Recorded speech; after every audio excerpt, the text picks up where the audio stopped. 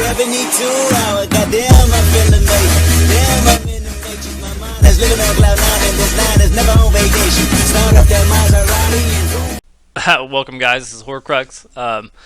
Click on this video. You're interested in theory crafting and how to kind of make up your own builds and how to literally make anything work. Pardon my poor penmanship. Not really used to using a mouse to write words. It's kind of strange to me. So any aesthetics that are pretty fucked up, feel free to make fun of it in the comments. So without further ado, let's hop right into the shit, shall we? Okay, so to start off, I like to mention that I have a thought process I like to go through. This isn't canon. This isn't what you're supposed to do. People think about builds in different orders, but the order I like to think it in is pretty much as follows. You're going to have your race. Okay, obviously classes first. You're going to have your race. You need to figure out the hard part, which is what sets you want to run. Type of armor. Type O armor. I'm actually doing better than I thought. Type O armor. And then, kind of last but not least, you need to put all this together in whatever play style you want to play. Now, this could be your traits, skills, etc. You guys get the point, etc. Now, so how do we quantify all this? So it's very important that we assign a value to pretty much everything that we put together in a build. Take, for example, spinners. We'll use this set as an example. So spinners gives you a max piece, let's say max, M for short. It gives you spell damage, spell for short, and then it gives you a penetration. Now, what I like to think about these 3 or 4 bonuses, I like to picture these as ticks, if you will. So you get 1 tick, 1 tick, 1 tick, because these are all pretty much basic bonuses. Then the 5 piece, usually I associate to 3 to 2, 3 to 4 ticks, depending on the 5 piece. And spinners, I would say it's 3 tick. So what the fuck does any of this mean? All right. So when it comes to ESO, you have, excuse me, let me make sure she's even recording. It is wonderful. All right, so in ESO, you have pretty much a basic trifecta of how the game really functions. There's only 3 elements. Okay, so we got 3 Ellie's here, 3 Ellie. First of which is your damage. That's a B. You have your mitigation, then you have your sus, your sustain. Now picture these items as kind of a triangle. So what do I mean by that? So picture you have a triangle here. Okay, that's remarkably ideally you want this triangle to be equilateral and equal angular, meaning it's the same length on all the sides, so you have a super well-rounded build. What this does is, we'll call this damage, call this mitigation, we'll call this sustain. What this does is, the more rounded, if you will, that you have of the triangle, the more successful your build's going to be in more given situations, the higher the odds are. So more area is equal to percent success. So not to say you can't have success with many builds, any build for that matter, but you're more likely to succeed the more area of the triangle that you have. Alright, so with that being said, let's kind of expand on this triangle a little bit. So we got all your damage ticks we're going to be involving here, all your mitigation ticks here, all of your sustain shit here. Now, of course, this isn't to scale, obviously, but imagine these tick marks I'll be making. Imagine these, okay, equal distance apart, equal value. Now, the ticks I make, they're arbitrary. It's just based on personal experience in the game, but what I think certain sets are worth. So let's say, for example, we'll take my my Tempest build that I posted. Okay, so in that we're running Dark Elf. Dark Elf. Alright, so when we take a look at the Dark Elf passives, what passives does it have? Okay. Yes, whatever. It's good enough.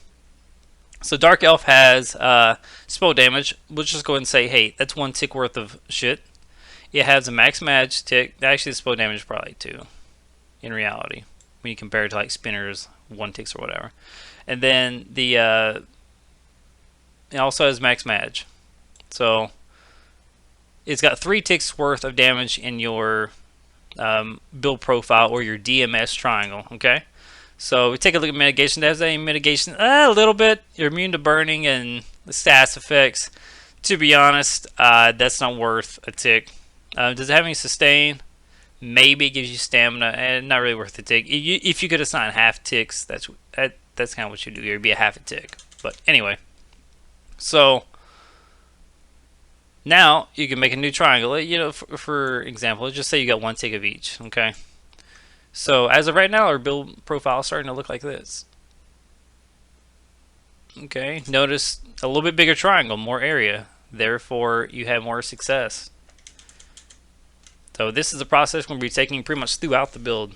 And you know, like I said previously, I should have saved it over here instead of completely deleting it. But first is obviously the race. Next, what I like to think of is, do I want what sets seem appealing to me, and you know, how do I make them work? Well, when I think of a mag DK, so we're a mag DK class. Okay, it's mag DK. That's a Mac DK. So when I think about mag DK, I think sustained pressure, not super high bursty, flame damage obviously. So the very first thing I like to have proc sets are fun. They're just fun. Let's be honest. So the first thing I think of when it comes to a build, I always take a look at the monster sets first. What monster sets can work? In my Tempest build, we go with Grothgar. G-R-O-T-H, Grothgar actually. So take a look at Grothgar.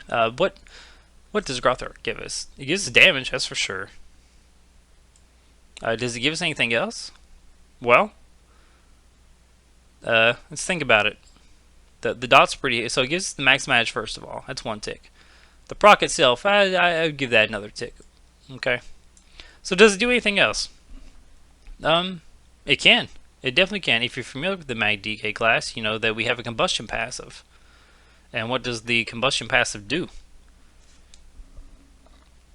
Every time you apply a burning status effect or whatever, you get some sustain back. So what does Grothgar do? It's a big ass fire AoE. So potentially on your sustain, you know, you will get a tick. We'll just say it's a tick for now. We'll come back to this later because it's actually much more than that on this build when you start working out everything. So now with Grothgar being in place, does it give any mitigation? Fuck no. So now here's what our build profile looks like. You know, it's starting to get a little bit more hefty. So we're looking at this, I'm like, okay, we got hella damage. Our sustain and mitigation is kind of lacking though, so maybe we need to take care of that. For the sake of this video, we're just going to say, like I said, we're taking my Mag DK builds. If you do a little bit of research, one of the sets is very prevalent on Mag DK is Elfbane. So let's do Elfbane. Our idea is, hell, we're just going to stack hella damage and just melt people. That's what we're going to do. We're going to do Elfbane. So it gives us 1 instance of spell damage, max mag, spell damage, and then the 5-piece. The 5-piece, it's kind of hard to tell because the 5-piece extends the duration of flame effects. I mean, we can't, it's hard to assign a value to that. So let's go ahead and have what we do have. It gives us a little bit of spell, gives max mag, gives us spell. How does it give us sustain or mitigation or even more damage? This is the hardest part of the build, quantifying something that's not a set value when it's an effect. This is where some of your experience in ESO is going to kind of come into play. Elfbane is a very difficult set to kind of arbitrarily assign, but If you guys watch any videos, you know Elfbane is very, very good. It extends the duration of fire effects. So what's that extra 5 seconds worth from Elfbane? We'll just say it's a tick. Fuck it. We'll say it's a tick. And then the fact that it does coincide with Grothgar, hell, we'll just say it gives that another tick. Okay. Like I said, it doesn't have to be exact. It's just kind of guesstimates. So, alright. Take a look at our build profile here. Obviously, we have hella damage. And you know what? Just because I said we can make any build fucking work, we're going to do more damage. So let's go over to the side. We're going to stack Overwhelming Surge, another proc set. Overwhelming Surge. So what's it gives us? It gives us max match, spell, and then for the 5-piece, like I said, is also hard to quantify because it does more than just damage. So let's go ahead and plot what we do have. 1, 2, 3, right? So the 5-piece, can give some sustain if you guys are familiar with it. Gives us a little bit of sustain. Does it give us any mitigation? Fuck no. And lastly, does it give damage? Yeah, of course it does. Can't remember if I assigned damage to this, but yeah, it gives us some damage as well. I think I already ticked it. Fuck it, doesn't matter. Does it do anything else? Well, yeah, it can proc concussed. It can proc minor vulnerability. We'll just give another tick of damage. Alright, so now we have the sets that we kind of want to run. We have an idea we want to run. We want to try out. What else can we have? So if you run this efficiently, so the next thing I want to think about, alright, so we got the sets.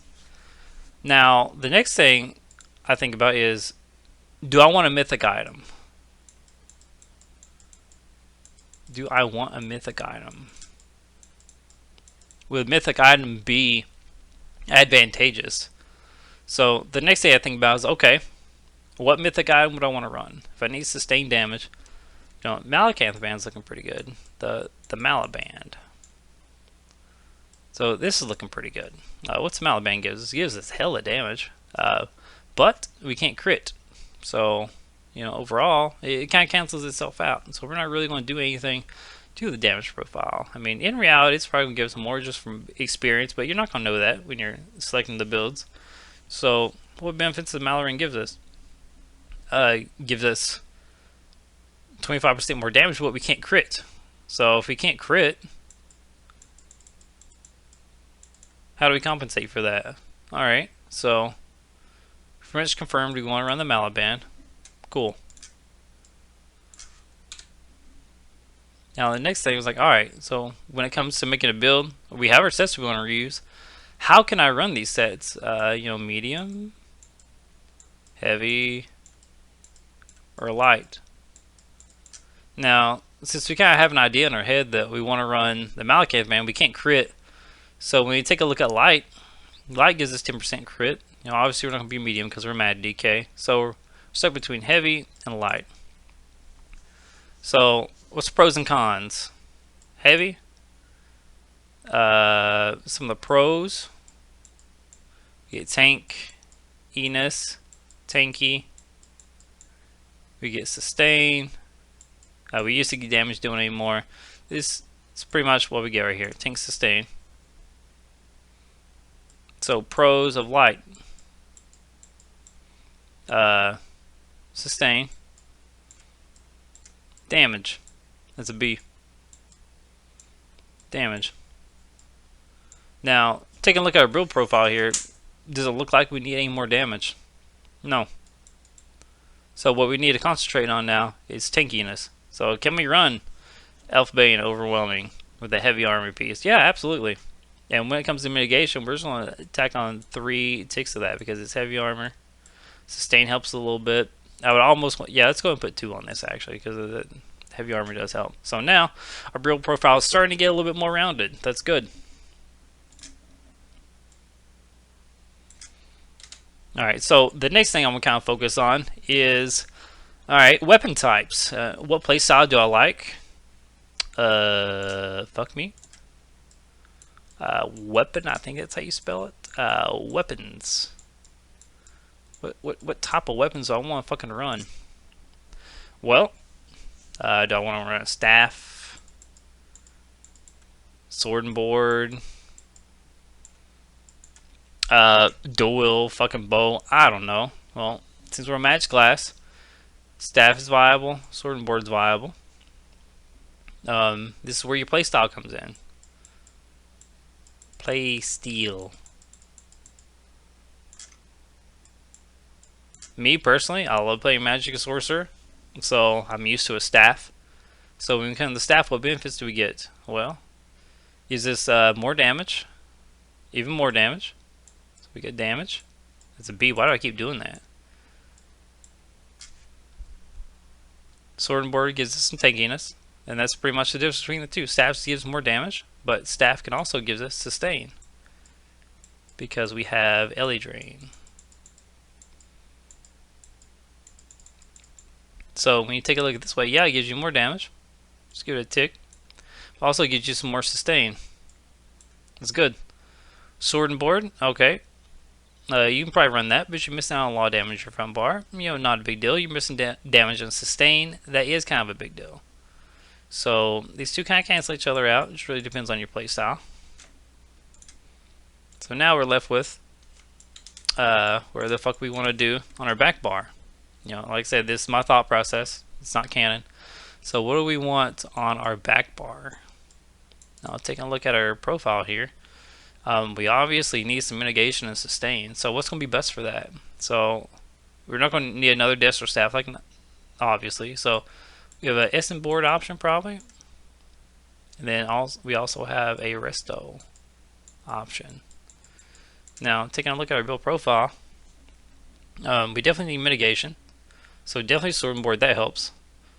If we get some sustain, that would be great. Anything that can double dip, like Grothgar double dips heavily, gives us damage and sustain at the same time. So now we're looking at, alright, so we need to start double dipping in some of this shit, fellas. Like, we got enough damage. We got to start double dips into mitigation and sustain. So sword and board is really good on mitigation. We could assign that 2 ticks. But it doesn't really help us with our sustain all too much. Yeah, blocking, but we're a magic class, and not really too much worry about our stamina. We can, you know, maintain that pretty well. So let's go over to some of the resto options. So resto, it has its own way of mitigation just by extra healing. Okay, it has a lot of extra healing. A lot of extra healing compared to sword and board. Also, it gives you access to spells you would not otherwise have on a Mag DK. And the passives also help with sustain. So because we have access to more spells, better healing, and quite frankly better passives in my opinion, this would be the way to go. Your resto staff. So you have to arbitrarily assign values to these. The extra healing it gives is a lot. We're just going to give it 2, maybe 3. It's up to you to mitigation. Sustain. How does this give you sustain? Well, when you block spells, it gives you magic back. The spells are super cheap, so we'll get 1 to sustain. Okay, so now our build's starting to look, you know, pretty well rounded. So now we get into the min-maxing count part of the build. Right? What traits do we need? So, for example, let's go back to our front bar. So we got our front bar here. We already decided we're running staff. So what trait do we need? Taking a look at our build profile, we see that we obviously have enough damage. Mitigation, sustain, anything that can double dip, usually go with that. So what trait? Well, I mentioned the Combustion Passive before, and this comes from knowing your class. 50% VSO, the skill of it is just knowing your class. We have a Combustion Passive, which we can abuse heavily, very heavily. Okay, we can abuse the fuck out of this. So what trait is going to allow us to abuse the fuck out of combustion? Charge.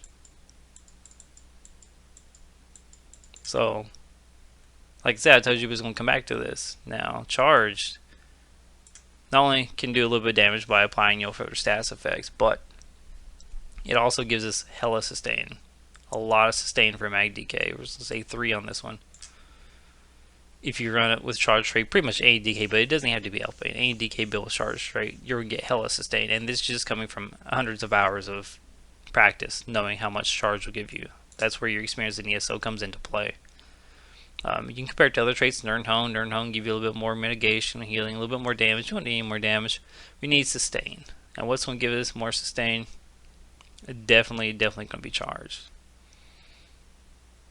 Now, this has other nuances, other effects for the other sets we're running. You know, like I said, we're running Elfbane, Overwhelming Surge. You know, Charge is cool because it can proc Overwhelming Surges. Passive because it does lightning damage. Now you have minor vulnerability, also increasing damage. You know, blah blah blah blah blah blah. You can get into the nuances of the build as much as you want. We're gonna try to keep it simple for now. Like, okay, so now we have a little bit bigger triangle. So what we're gonna do for a back bar? Back bar. We can see we're pretty good on sustain. So back bar, a little bit of mitigation. What trait do we want to run on back bar? Well, we get some options. And this is also where playstyle comes in. We can just run defending trait, which is A-OK.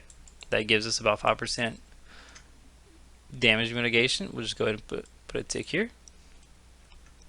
Maybe even more. We have other traits, you know, like Nern Hone, that'll give us a little bit more healing. But overall, if you just want to go for more defensive, more mitigation, just run defensive. I myself on the build was running, is it Discipline, Disciple, whatever the fucking D trait is, gives you ult back. I can't think of it offhand, but this will give you ult.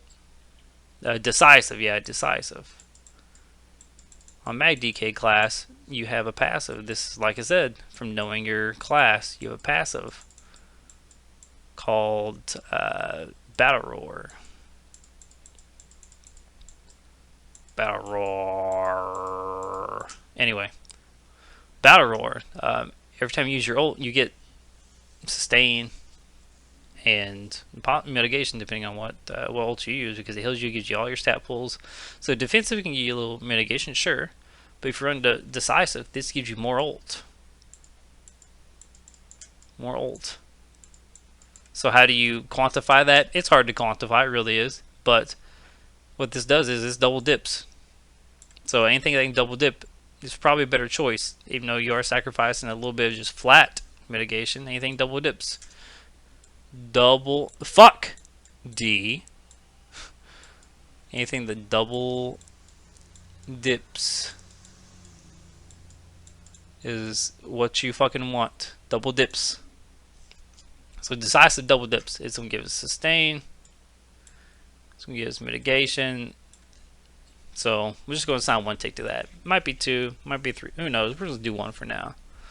So the next thing I want to take a look at is what traits are we running? Excuse me, what traits on the armor are we running now? So this is where the min-maxing kind of comes in. So we can see here we're probably a little bit ahead on our sustain if this is drawn to scale compared to our mitigation and our damage. So on our armor pieces, there's all kinds of traits that you can run. Like I said, this is where your playstyle comes in. This just comes from playing the game. Do you like to roll? Do you like to block? Or are you like me and you're just lazy as fuck? Lazy AF. And you just want passive traits that does the work for you without you having to do anything. Like N-Pin, for example, is a good one. So if you're lazy like me, N-Pin's probably a good option. What's N-Pin do? It gives mitigation. So let's say, for example, on a 7-piece armor set, I would say on your 3 big pieces, 3 bigs was equal 1 tick each, and then the 4 smaller pieces equal to like a half tick. So let's say we run all in pin. So this is probably a little bit more. We'll, instead of 1 tick, we'll do a half tick and make this more like a 4th. Yeah, that's more reasonable. So let's do just for, I guess, math purposes.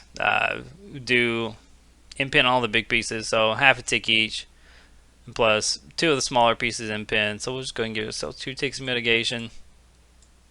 And then the other like half tick, we could do something like sustain, like blocking, or sturdy, excuse me. Sturdy is actually pretty good. It's worth a tick. We can do sturdy. Is equal 1 tick on a small piece. 1 tick on small. So on the rest of the 2 pieces, we'll just run sturdy. Fuck it. That's going to help with our mitigation and sustain. More like a half tick, but whatever. Alright. So last but not least is, what enchantments do we want to run? Do we need health? Do we need, whatever? And this kind of comes to preference, as well as just playing the game and knowing what works best for you. Also play style. Just comes from experience, really. So the next thing we kind of think about is traits. Or enchantments, excuse me. Enchant. So we're on DK. You can never go wrong with max Maj. So what are our options? We got Maj. We got Prismatic, which is the tri-stats. We got Stam. And yeah, or health. LTH. On any build, I would suggest running anything that can get you a 20k health. Rule of thumb, 20k health. On any build. Hit 20k health. That's just a sweet spot. So on this build in particular, you put it together, you can go to ESO build creator, whatever. You're going to have like roughly 18.9k health. Everything's point said and done. K health. So like I said before, anything that double dips, use. Okay. So of these, which one double dips? We don't care about stamina or magic class. Health is good, magic good, prismatic. Double dips, actually triple dips. So this is going to give us some damage. If we use 3 of these times 3, I would say these are half ticks as well. Alright, we're just going to put everything up to 1 tick, make it easy. So this will give us damage, and give us mitigation as well, because it gives us health, more effective health. Now we have 4 remaining pieces. Obviously, you can do times 4. Or all of them prismatic, kind of however you want. We'll just say, oh, this is worth 1 tick. So now, guys, we're pretty much kind of done with the build profile for the most part. The last part is skills. And this is a whole nother video by itself. Skills. What skills do I run? Each class is different. Each kit is different. Depending on what sets you use is different. This is where your experience comes into play, and your play style.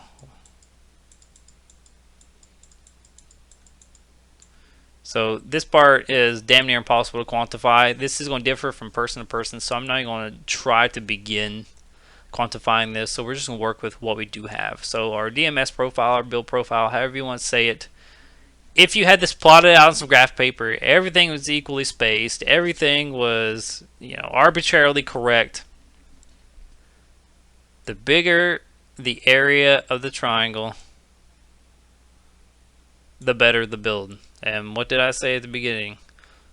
More area equals higher percent chance of winning, or not winning, but having a better clip, surviving, 1vx potential. So in order to do that, you need to be well-rounded in everything. Not just damage, not just mitigation, not just sustain, everything. So we need to take a look at the build. I mean, this is kind of my thought process of how to go about a build. And you guys saw, I use all damage sets. All damage sets. Okay. I also forgot about jewelry enchantments. Jewelry, whatever. And for the sake of this video, I did actually do 111. I actually did 2 sustain. I did reduce cost, a magic recov, and then I also did a damage enchant. Anyway, the fact of the matter is, everything in your build does kind of matter. It doesn't matter what sets you run, you can compensate for it elsewhere. That's the good thing about ESO. And the very last thing is your CP tree. Now, your CP tree is pretty much where you do your fine tuning of how you want to run the build. You know, are you missing damage? Are you missing sustain? This is where your CP tree comes in. It just so happens that the CP trees are set up in damage, mitigation, and sustain. So what you're lacking in your triangle, you can just make up here. And you're good to go. So the moral of the story is, don't be the master of something. And how's that saying go? Fuck. You want to be the jack of all trades, but the master of none. That's pretty much what you want to do here. Jack of all trades, master of none. Because if you're super excelling one area, your other areas are going to lack. It's just the way it is. So, and with all that being said, fellas, I know it's kind of simple, straightforward, kind of down to earth. Apologize for the shitty craft work. Look at this squiggly ass line. It's not even a line anymore. But this was my somewhat valid attempt to kind of show you guys this is what's going on in my mind when I'm making a build, and anything can work. This is applicable, you know, across anything in ESO. I'm sorry I did this in Paint. I'm sure there's better ways, but I mean, I got the point across, I feel. If you have any questions or comments, please leave them down. I'll answer them as they come. I'll get back to everyone. This may or may not be a little bit more confusing. Maybe I'll make a future video of cleaning this up a bit, not being so barbaric about it. But this has been Hoarcrux with my guide to theory crafting in ESO. And like I said, if you have any other questions or comments, guys, please leave them below and I'll get back to you guys. Stay safe out there, and deuces.